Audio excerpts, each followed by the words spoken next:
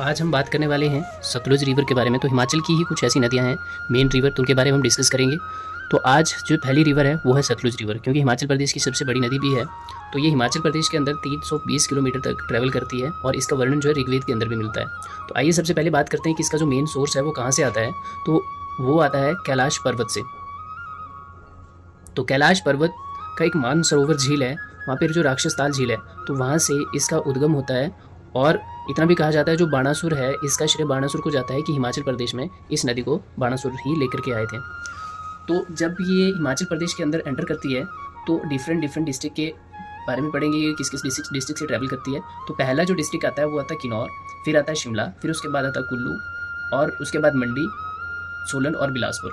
तो हमारे पास 6 ऐसी डिस्ट्रिक्ट हैं जहाँ से सतलुज नदी जो है वो ट्रैवल करती है। ठीक है, तो सबसे पहले हम किन्नौर में डिस्कस करेंगे। किन्नौर में किस जगह के किस स्थान के ऊपर एंटर करती है, तो वो है शिपकी। शिपकी नामक स्थान में किन्नौर में एंटर करती है। फिर उसके बाद किन्नौर में ट्रैवल करने के बाद वो चोहरा या छोरा नाम के स्थान पे शिमला में एंटर करती है। फिर पूरे शिमला में रहने के बाद फिर ये फिरनू नामक का स्थान है जो कि मंडी में है, तो वहाँ पे एंटर करती है। फिर उसके बाद कसोल जो कि बिलासपुर का एक ऐसा स्थान है जहाँ पे बिलासपुर में एंटर करती है।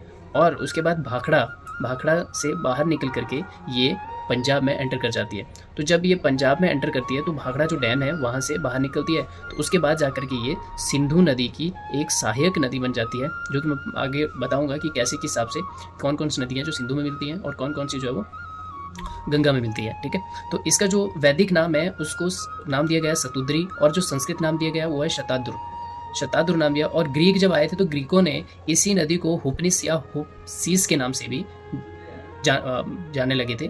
तो उसके बाद किन्नौर में जब ये एंटर करती है तो किन्नौर में इतनी बड़ी नदी है, तो जो किन्नौर के लोग हैं लोकल लैंग्वेज में सोमोद्रड कहते हैं। और सोमोद्रड ये लोग समुद्र को कहते हैं, क्योंकि इतना बड़ा डायर है तो समुद्र को कहते हैं। तो अलग नाम भी हैं, लड़छेन आ गया, खंबा आ गया। ठीक है, फिर उसके बाद जड़ती, मुक्सड़, और ये हेमवती भी इसको कहा जाता है क्योंकि हिमालय से निकलती है। इसकी जो सहायक नदी है वो है एक बसपा, मेन जो सहायक नदी है, और दूसरी है स्पीति। तो बसपा के बारे में बात करेंगे तो बसपा में किन्नौर जो है एक जगह का नाम भी है और ये बसपा वैली के नाम से भी जाना जाता है। तो बसपा नदी भी वहीं पे बहती है। तो बसपा की ही पहाड़ियों से निकलती है और भावा नामक जो स्थान है वहाँ से ये नदी निकलती है और ये कल्पा में आकर के सतलुज में आकर के मिल जाती है। और स्पीति नदी जो है ये कुंजम से निकलती है और यही नदी तेगपो और कब्जियान या कब्जियाँ, इन 2 नदियों से मिलकर स्पीति नदी बनती है। और स्पीति नदी की ही लंबाई जो है 150 किलोमीटर है। फिर उसके बाद किन्नौर के अंदर एक नामगिया नाम का स्थान है, तो वहाँ पे आकर के बसपा में आकर के मिल जाती है। उसके बाद हम बात करेंगे और भी डिफरेंट हमारे पास